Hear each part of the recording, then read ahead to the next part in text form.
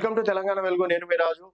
రైతు భరోసాపై రాష్ట్ర ప్రభుత్వం కసరత్తు చేస్తున్నట్టు కూడా తెలుస్తుంది. దీనికి సంబంధించి దాదాపుగా 9,000 కోట్లు మొదటగా సమకూర్చాలని చెప్పేసి ఆర్థిక శాఖకి ఆల్రెడీ ఆదేశించినట్లు కూడా తెలుస్తుంది.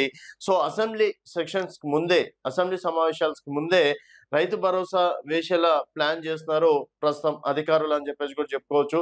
దాదాపుగా అంటే డిసెంబర్ లోపల ఉండాల్సినటువంటి రైతు భరోసా ఇప్పటి వరకు రాకపోవడం, తర్వాత ఫిబ్రవరి వచ్చింది, ఇప్పటి వరకు రైతు భరోసా రాలేదు. అది ఒక అంటే ప్రతిపక్షాలకు ఒక అస్త్రంగా మారింది.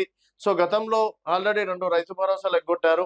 ఇప్పుడు కూడా రైతు భరోసా ఎగ్గొడదామని చెప్పేసి సీఎం చూస్తున్నారని చెప్పేసి హరీష్ రావు గారు కావచ్చు, ఇట్లా ప్రతిరోజు మనం చూస్తూనే ఉన్నాం. సో వీళ్ళందరికీ ఫుల్ స్టాప్ పెట్టాలంటే డెఫినెట్ గా రైతు భరోసా వేయాలి. అట్లీస్ట్ గతంలో 9,000 కోట్లు ఏ విధంగా అయితే మొదటికి ఇచ్చారో, తర్వాత మిగిలిన వారికి ఏ విధంగా ఎట్లయితే ఇచ్చారో అదే విధంగా ఈసారి కూడా ఇవ్వాలని చెప్పేసి కూడా భావిస్తున్నట్లు కూడా తెలుస్తుంది. సో మొత్తానికి ప్రతిరోజు మన సమీక్షలు చేస్తూనే ఉన్నారు.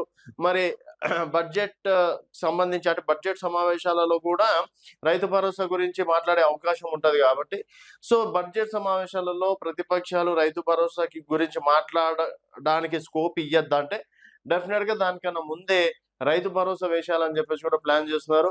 సో మొత్తానికి మార్చ్ 1 నుంచి మార్చ్ 9 వరకు ఒక్కొక్క రోజు 2 ఎకరాలు, 3 ఎకరాలు, 5 ఎకరాలు, 10 ఎకరాలు, 20 ఎకరాలు ఈ విధంగా వాళ్ళ పేర్లు సెలెక్ట్ చేసి అంటే గతంలో ఇచ్చినట్టు ఈసారి కూడా ఇచ్చే ప్లానింగ్ లో అధికారులు ఉన్నట్లు కూడా తెలుస్తుంది. సో మొత్తానికి ఈ 2-3 రోజుల్లో జీవో వచ్చే అవకాశం ఉంది.